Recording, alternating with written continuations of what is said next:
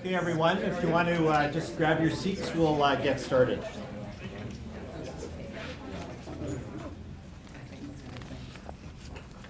Okay, welcome everybody. I've given the mic to Kristal because I don't think I've ever had a problem speaking loudly. So hopefully everybody can hear me okay in the back? Yes. No problems? Okay, good. Well, welcome everyone.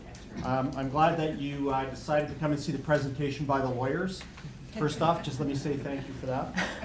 I'm Randy Brunet, and I'm a lawyer and a partner at MLT Aikins LLP.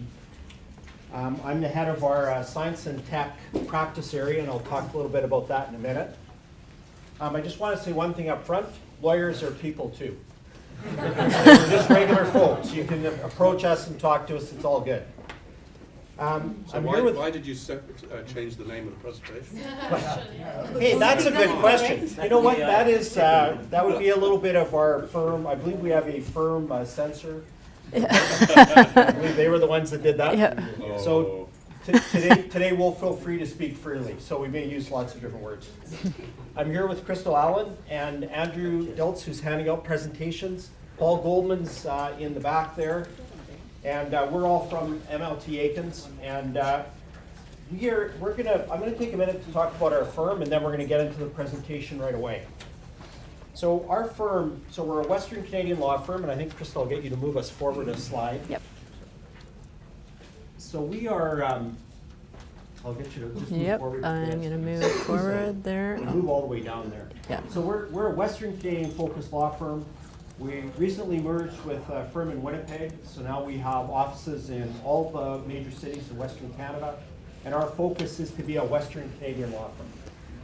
One of the things that I wanted to talk a little bit about today is that in our tech group, we have a very different approach to IT law and tech law and cybersecurity. We come at it very much from a technical perspective.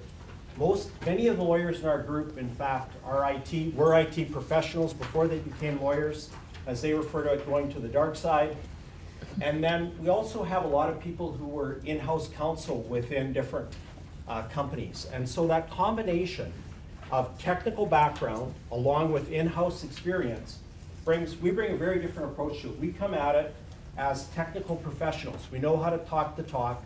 We've got lots of people with CS degrees. Myself, I'm an ex-IBM guy. Please don't hold, I'm an ex-IBM guy and a lawyer. Holy cow, that's like a double loser. My apologies to anybody from IBM that's here.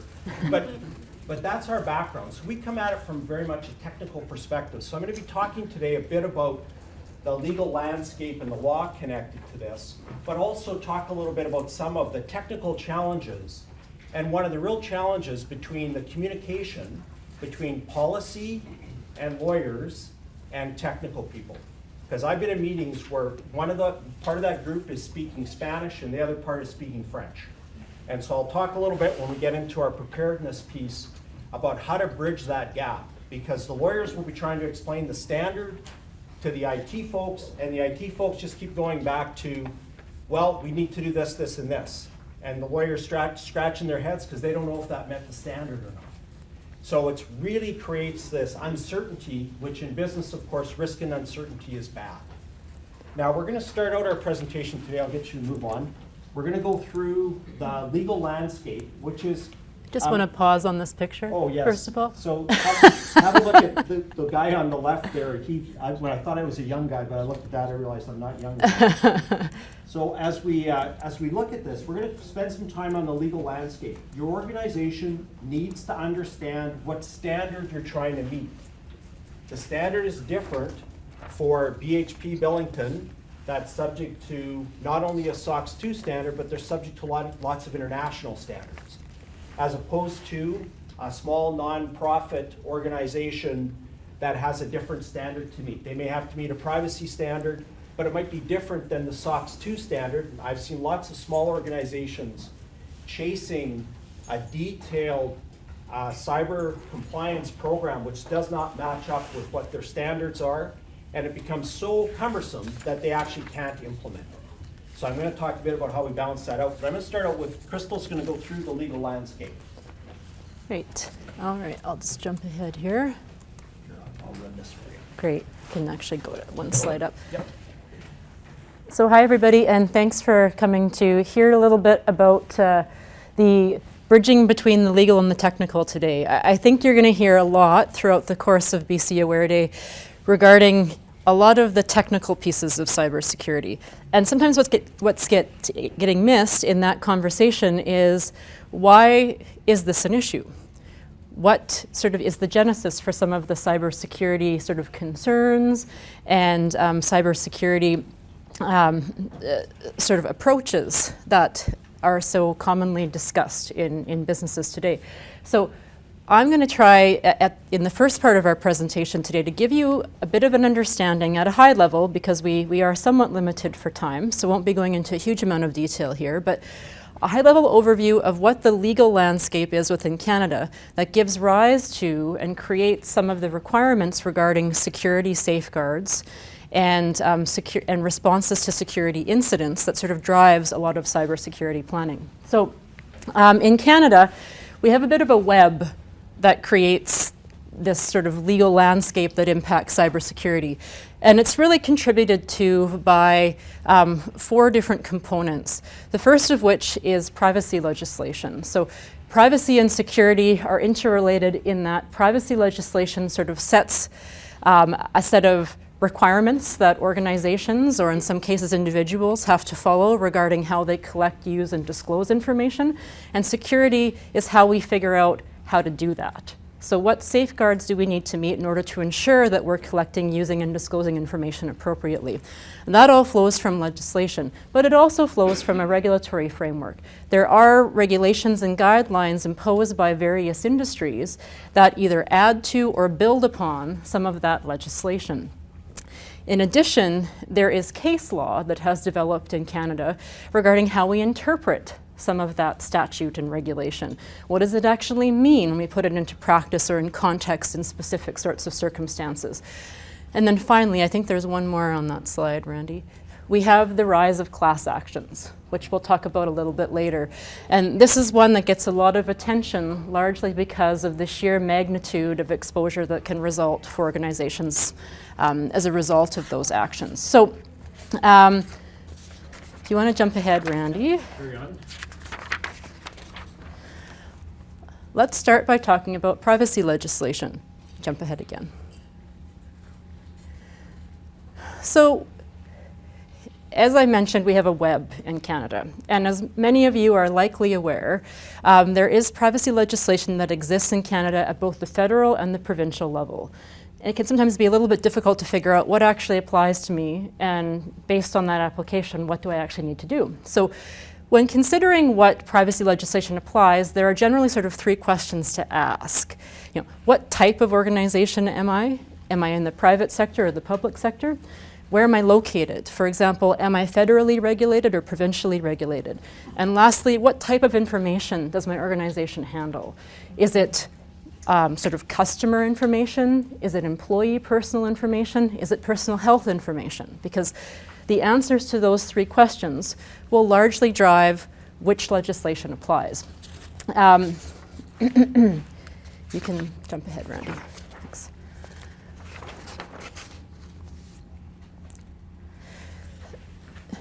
So I apologize ahead of time. I'm a bad fan of white. So looking at specific examples of privacy legislation in Canada, some of these you'll be familiar with, and some maybe not so much, depending on the nature of what you do. But for the private sector in Canada, at the federal level, we have a piece of legislation called PIPEDA. I'm quite sure most of you are at least peripherally familiar with that. It's a set of legislation that deals both with the collection, use, and disclosure of personal information by private sector organizations in Canada, and also contains some requirements regarding the use and provision of electronic documents. So at our federal level, for federally regulated organizations in the private sector, and for interprovincial data processing and transfers, it's PIPEDA that you look to for your set of guidelines that applies to how you collect, use, and disclose personal information. At a provincial level, not all provinces have private sector privacy legislation. BC does. Here you have the Personal Information Protection Act, which is substantially equivalent to PIPEDA in that it contains very similar requirements to PIPEDA, but relates to provincial or provincial-centric collection, use, and disclosure of information by BC-based organizations and as it relates to individuals resident in BC. From the public sector perspective, there are other pieces of legislation that apply. So if you work for a public sector organization or for the government, for example, you're not going to be looking to PIPEDA or PIPA for privacy guidelines. You'll be looking to either FIPA, which is the Freedom of Information and Protection of Privacy Act in BC, at a provincial level, or at a federal level, you'll be looking at the Privacy Act. And those pieces of legislation contain, again, similar sets of restrictions and guidelines regarding collection, use, and disclosure of personal information, but geared for a public sector context. Finally, in BC specifically, you've also got the eHealth Act, which has a more limited scope of application, and that really relates to personal health information that is contained in certain designated databases. So if you work for a health authority or a healthcare organization, that particular piece of legislation may be applicable to at least some information that your organization handles as well. So you can jump ahead, Randy. I just want to say that, as you can see, lawyers like acronyms too. And so I like to use lots of acronyms when I'm in meetings with IT folks, just as kind of a revenge thing. Okay. You may want to go back one slide actually for a second. I think there was one piece at the bottom that was missed. Okay. Oh, maybe not. So anyways, I'll just pause on the privacy legislation for a second, because there is something I want to note there that is sort of a emerging issue with respect to privacy legislation. So a lot of us are familiar at this point, because this legislation has been around for more than a decade, in most provinces at least, with those sort of general requirements that organizations have placed upon them regarding collection, use, and disclosure of personal information. They're also familiar generally with the fact that that legislation imposes upon organizations a requirement to take certain security safeguards to sort of facilitate the protection of the information that they have once they've got it sort of collected and handled internally. But what is emerging in the privacy legislation sort of landscape more recently in Canada is the concept of mandatory breach notification. Currently at the provincial level and even at the federal sort of public sector level, there really isn't much in the way of hard and fast requirements for mandatory breach notification. There are certain organizations that have certainly taken the approach that they will proactively notify affected individuals in the event of a security incident, but not a lot of actual sort of statutory requirement there yet. Now that's changing. As many of you, again, are likely aware if you follow this area at all, the Digital Privacy Act back in 2015 was passed by our federal government, and that, when it comes into force, sort of later this year, will impose upon organizations that are currently governed by PIPEDA, so those sort of federal private sector organizations or interprovincial data transfers, a requirement to actually notify affected individuals and the Federal Privacy Commissioner in the event that certain types of security incidents occur. So if there is a security breach or a security incident that relates to personal information handled by your organization, and the impact of that breach or incident is likely to cause a significant harm to affected individuals, under the amended PIPEDA and the corresponding regulations, which are currently termed the Breach of Security Safeguards regulations, there will be a hard and fast requirement on organizations to actually notify if there is that sort of threshold met for a security incident. That notification will be subject to certain specific requirements as laid out in those regulations, and those requirements relate to sort of the content of the notice, the manner in which it is given, and the timeliness of it, and will also require organizations to not only take that notification step, which they don't currently have a statutory requirement to take, but also to keep records on certain types of records with certain types of content regarding security incidents that occur within an organization. So trying to impose upon organizations really a greater responsibility to keep the individuals that are the subject of the information they process and store kind of more in the loop regarding what's happening with their information, particularly if that information is inadvertently or intentionally disclosed without authorization. I think Kristal, on this point, so even if there isn't mandatory breach notification, most privacy commissioners will have as one of their recommended or best practices will be a series of, That's right. quote, reporting requirements, both Yep. to the OIPC, to the customers involved.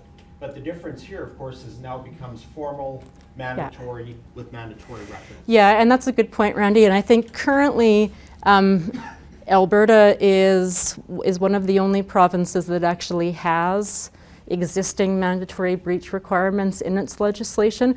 And even though BC's PIPA and Alberta's PIPA are almost exactly the same, that is one difference between them. But to Randy's point, despite that fact and the fact that you don't have currently, at least until the PIPEDA amendments and corresponding regulations come into force, even though you don't have that statutory requirement to point to, that doesn't necessarily mean that organizations are always off the hook with reporting.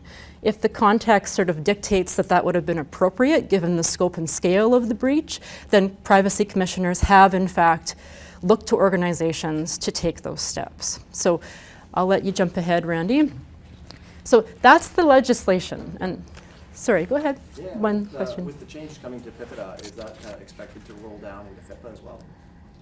Not yet, but I wouldn't rule that out. I think particularly with the impact of what you're seeing outside of Canada with some of the GDPR stuff going on in the EU, I think we should all be keeping our attention paid to additional amendments that could be coming to other privacy legislation as well. So I don't believe that there's a plan to do that yet, Randy, that I'm aware of. But This week.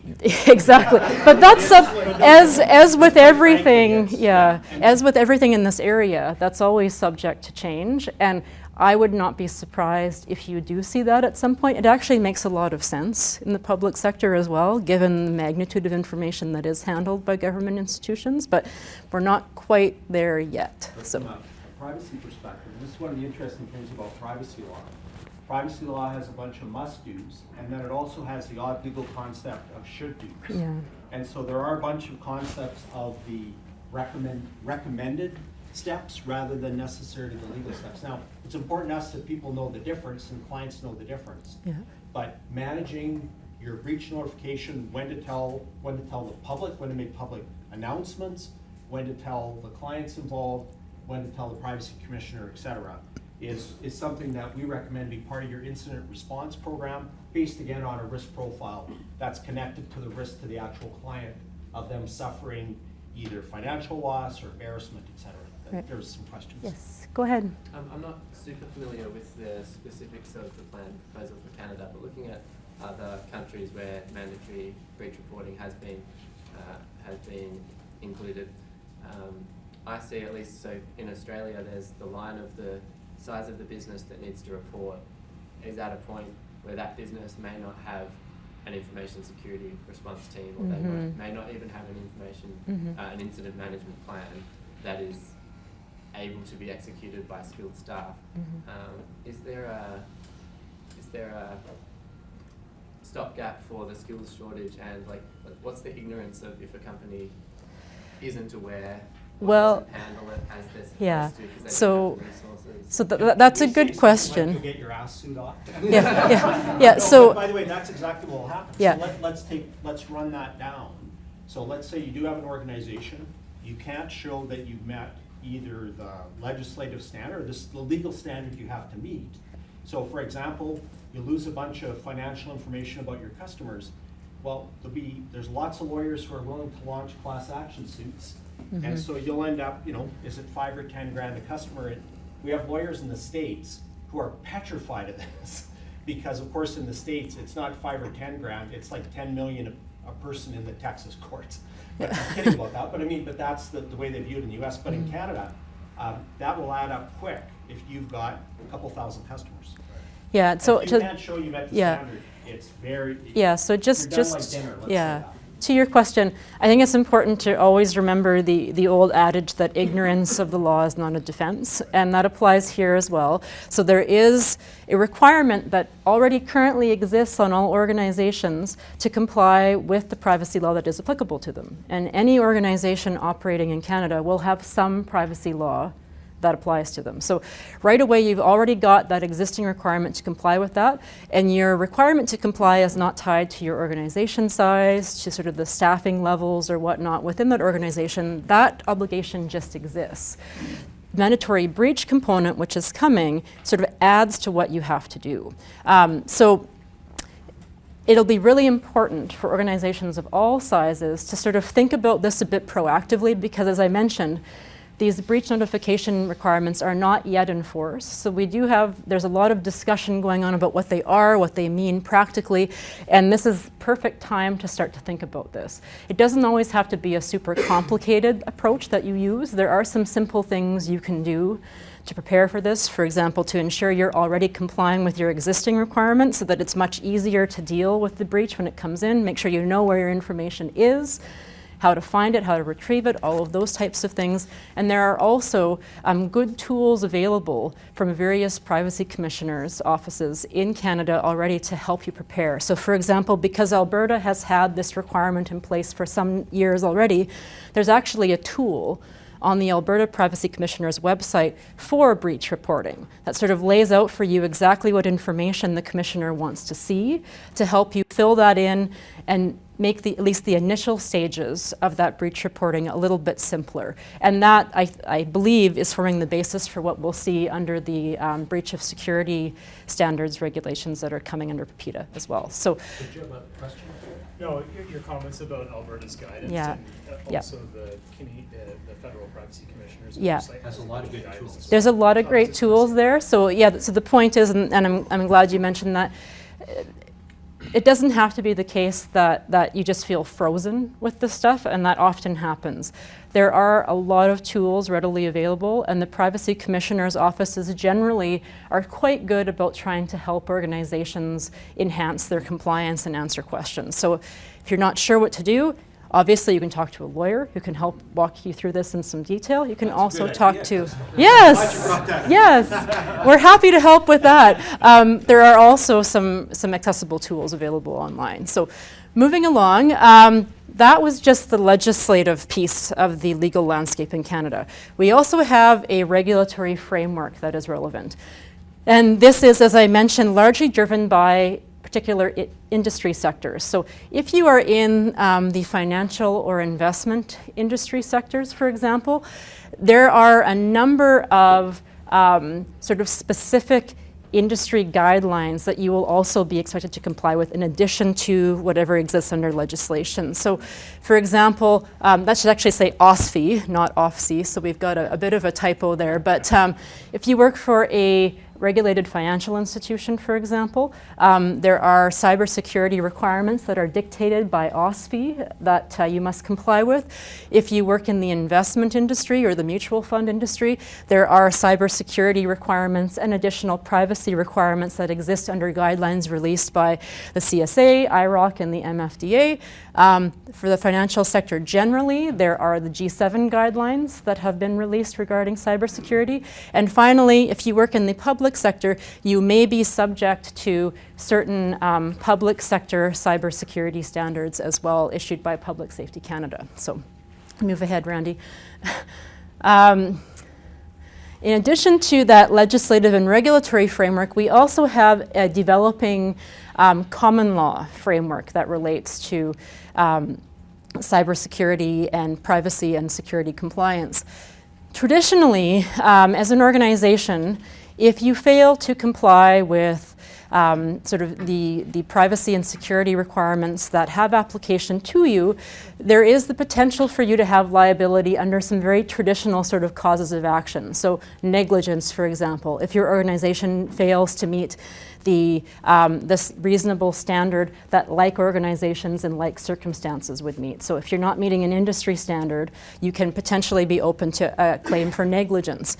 If you're not meeting contractual standards, so a lot of organizations will agree to do certain things with respect to personal information in contracts they enter into with their customers, for example. If you're failing to do what you said you're going to do in that contract, you can be open to a claim for breach of contract. And finally, breach of statute. If a statute provides a private right of action to an individual as a result of an organization's failure to comply with certain sort of consumer-based standards, it's also possible you could be open to a claim for a breach of that statute as well. So there are also some emerging new causes of action in Canada. So the ones I just spoke of are your traditional ones that have been sort of relied upon when these circumstances arise in the past, but there are some new ones that are emerging.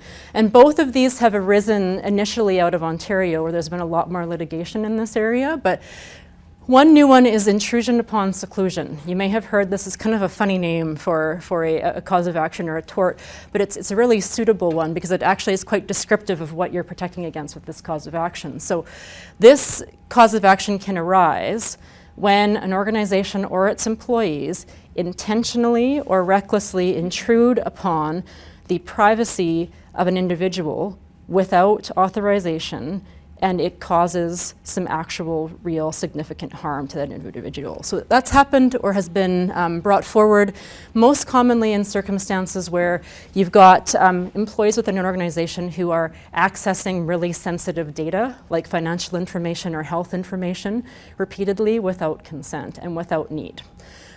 Secondly, publicity given to private life or public disclosure of private facts, it goes by two different names, has also been an emerging tort. And this one relies upon the sort of public dissemination or publication of sensitive information about an individual, again without consent, where that publication is likely to cause a significant harm to that individual and doesn't serve a public good or purpose. So that has largely been used in contexts where intimate information or details about a person have been published. So for example, the video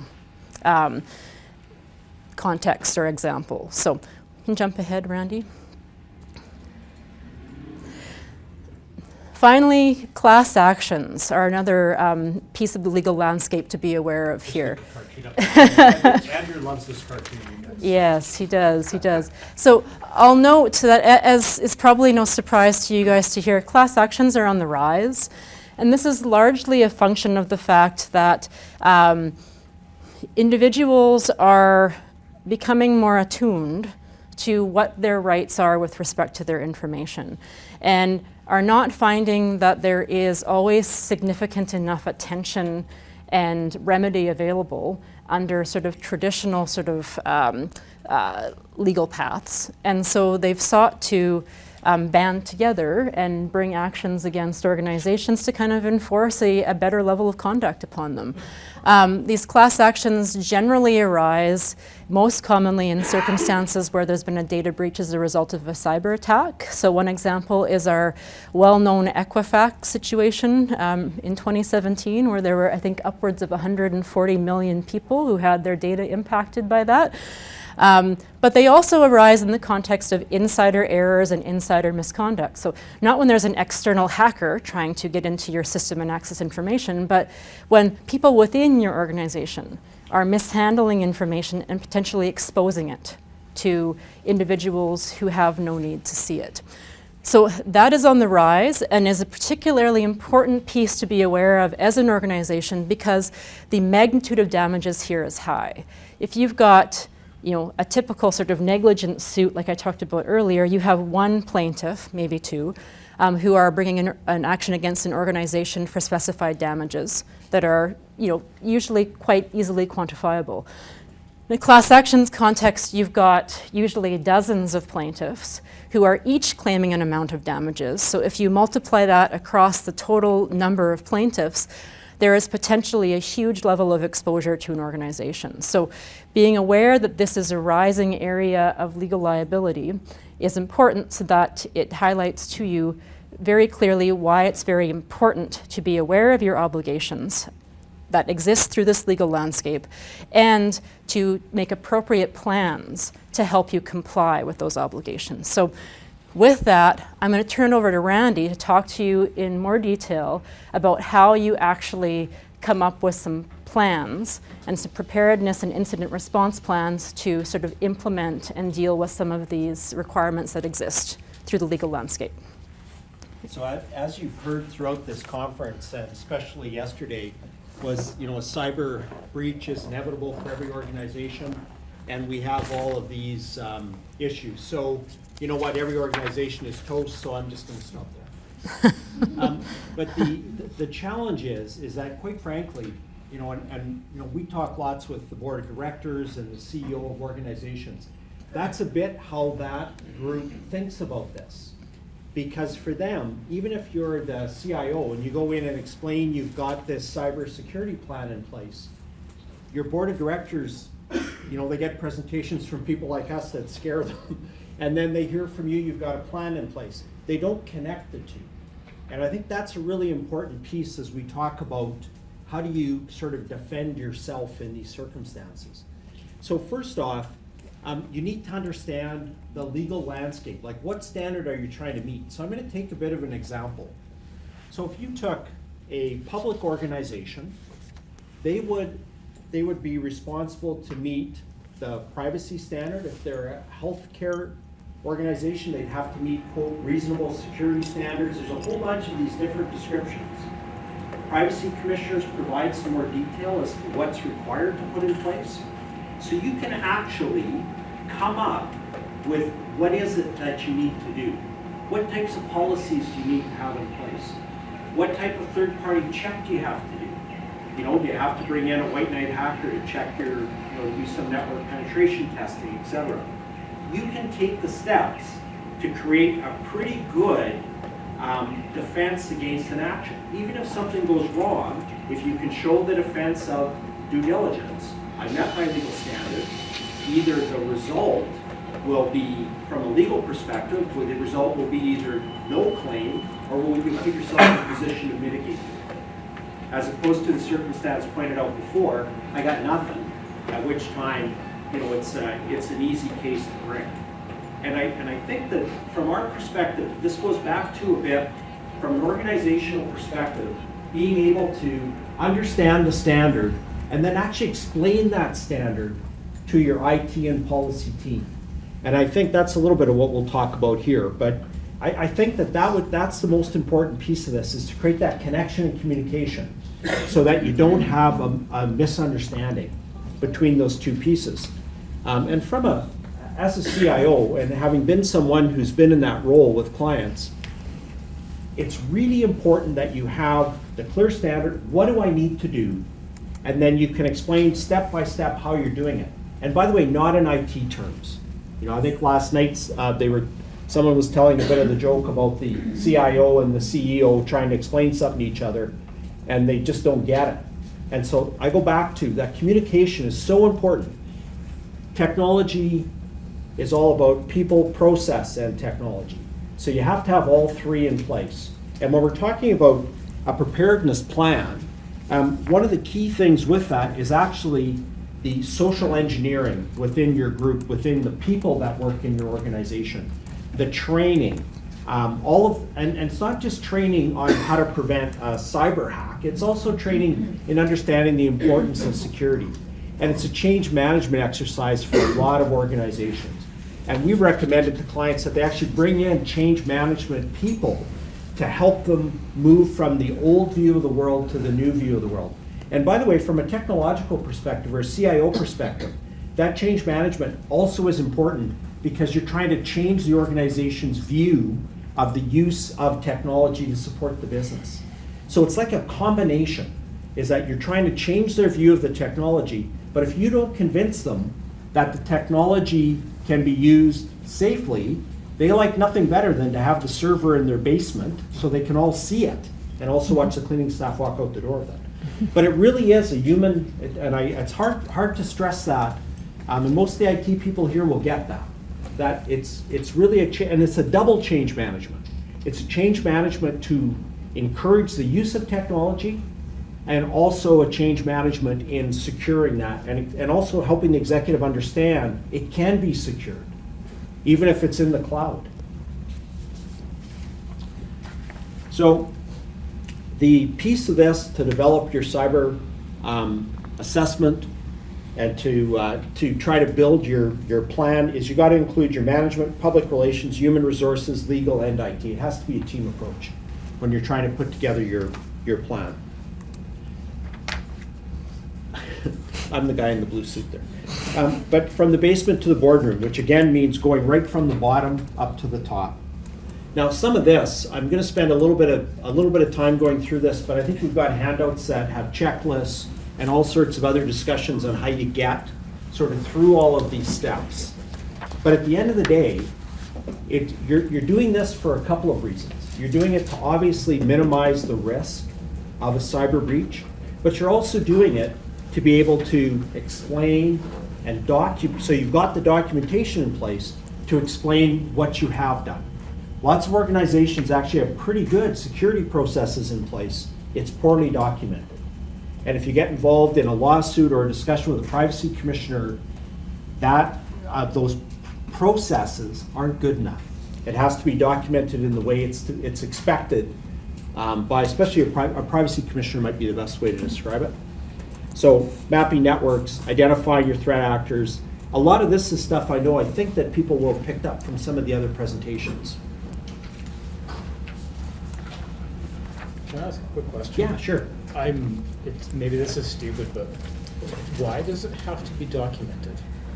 So If there's evidence that you're doing it, for example.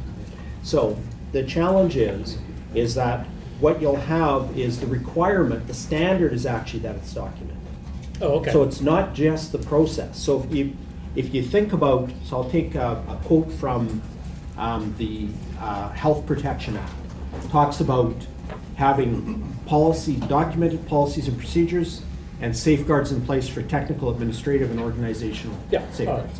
For So sure. again, the requirement's actually that's documented, and also from an evidentiary perspective, it's far easier to prove that you've actually done this rather than just try to explain the process. Yeah, just to add to that briefly, in the event that your organization is the subject of a privacy complaint, for example, having these processes documented is extremely helpful in responding to that complaint.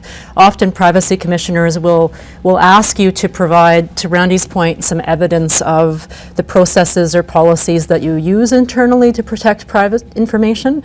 And if you have that documented, you can kind of take that and provide it to the commissioner, and it makes response much, much simpler and much more effective time-wise, because this can be a resource-intensive issue if you don't have some of that kind of work done proactively up front. So Yeah, that's one of the reasons I've heard ops teams talk Yeah. about not doing it, because they're like, oh, our processes change all the time. Yeah. We do these processes, but they're constantly changing. Yeah, So we have to yeah. update all of this documentation and do it. So if there's a problem, then we'll document Well, it. let's talk a little bit Okay. about that though, because from a documentation perspective, from a practical perspective, two things I'd like to talk about. First off is, when you start out trying to do sort of a compliance plan, start at the start. Start out with some high-level policies. Like, don't try and document everything you do. And we found layering the documentation can make all the difference in the world. So you start out with a high-level policy that's approved by your board. You move to sort of more detailed procedures, which are then the ones that are updated by your cybersecurity team or by the HR team. So you move the control and decision-making down so that when you do have to change a procedure, you don't have to go all the way back up through the approval process again. So layering the documentation can really help. You mentioned earlier that there's a difference between having a written policy and procedure and having a written policy and procedure that the privacy office will accept. Can you speak Correct. a little bit more about the nuances? Sure, so a couple things. So this is where going to a standard set of tools that are actually recommended by the Privacy Commissioner's Office. And so you go through kind of a standard policy set, an IT security, and I'll talk about this for a simple organization. A privacy, sorry, was that Star Wars? that was really appropriate, actually. Thank you for that. I've only watched all the Star Wars movies with my daughter like 19 times, which makes me super proud of her. So the idea is that if you have it in a way that the Privacy Commissioner is expecting, you can basically short circuit an investigation from the Commissioner's Office. And so what they're looking for is kind of a stamp. So they're looking for an IT security policy. They're looking for incident response plans. They're looking for HR policies that include confidentiality and need to know. They're looking for training, that you can show that you've trained your people in privacy and security. They're looking for confidentiality oaths that your employees sign. They're looking for standard contracts that you have with third parties that include standard data protection types of things. But that checklist, I always say when you're involved, especially in a privacy commissioner investigation, you want to have a set of documentation that hits their checklist and makes a big difference in, and again, on how things are dealt with afterwards. And I talk about the policies. You do actually have to implement them, which, by the way, is sometimes difficult to do. So I go back to, like, do what you can do. You might not have everything implemented. Put the policy in place, set up a 1-year implementation program. You know, you can do lots of things to stage and step your way into it, because that way you'll have something in place rather than trying to make it perfect. Yeah. And we're back to this idea of the organization standard that you have to meet. The standard is way different if you've got to meet, again, the SOX 2 compliance plan versus being a small organization. And the other part is that if you're a smaller organization, you need to worry about the important information. So you might not have the same security on a website that does nothing more than provides information. But your personal health information or personal information you have might be locked down pretty, like, far differently. So again, the type of organization you are, the standard you have to meet is very different depending on the organization. Yeah, and to that point, and to your question, part of the issue here is not just ensuring that you've got a policy, but ensuring that your policy is compliant with the applicable standard, right? So for example, different types of organizations, as I mentioned, will be subject to different groupings of standards and regulations.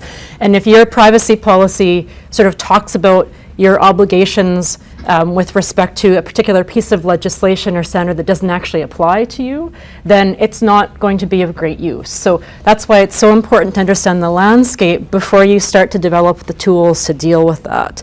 And to Randy's point, perfection is not expected here, and that isn't the message you should take away from this. It's that an ongoing sort of effort to understand and affect compliance is what privacy commissioners are looking for. So.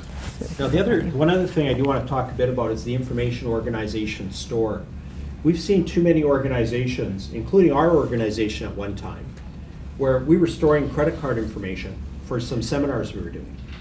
And so the challenge is at the time, we weren't really set up. And where we had our credit card information, we weren't really set up to protect that in the way you should protect credit card information. So we actually ended up outsourcing that part of our business to somebody who did have the right protections in place.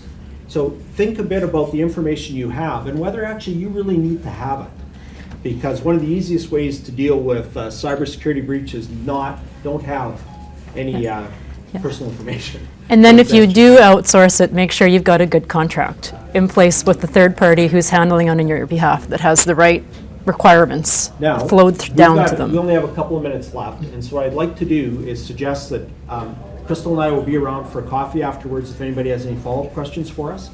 On the incident response plan, you've got handout and checklist to go through that. The most important thing I'd say about the incident response plan is a couple things. Number one is to think about engaging counsel to help you do that so you can protect the security review with solicitor-client privilege. So if you're bringing in a security team to do a forensic audit, it's a great idea to have your in-house counsel or external counsel do the engagement, because what you find out could be very incriminating. Somebody brings a class action lawsuit and you don't have that security report protected, you're basically handing the case over because you'll have to disclose that document through the civil process. So it's one important piece. The other piece to remember is that everything to do with an incident response plan is a bit of what we talked about before. Start with something simple. Work your way to something more complicated. But have something in place so people don't panic when it happens. That's the other thing. Don't panic.